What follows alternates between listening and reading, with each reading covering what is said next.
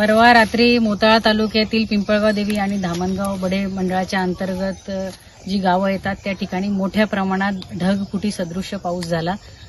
या ठिकाणी लपाली असेल, त्याचबरोबर रिधोरा असेल, सिंदखेड असेल, गुगळी असेल, या काही गावांमध्ये तर अक्षरशः शेती वाहून गेलेली आहे आणि मोठ्या प्रमाणात शेतीचं पिकांचं नुकसान झालंय। मका आहे, कपाशी आहे, अक्षरशः शेतामध्ये हे सगळी पिकं झोपून गेलेली आहेत। इतकं प्रचंड मोठं नुकसान आहे आणि दुर्दैवाने अजूनही या सगळ्या झालेल्या नुकसानीचे पंचनामे नाहीत, सर्वे नाहीत। शासनाने कुठेतरी या निसर्गाने मोठा प्रकोप केलाय, शासनाने कुठेतरी जाणीव ठेवून, संवेदनशीलता ठेवून या ठिकाणी तातडीने सर्वे करून नुकसान भरपाई शेतकरी बांधवांना दिली पाहिजे।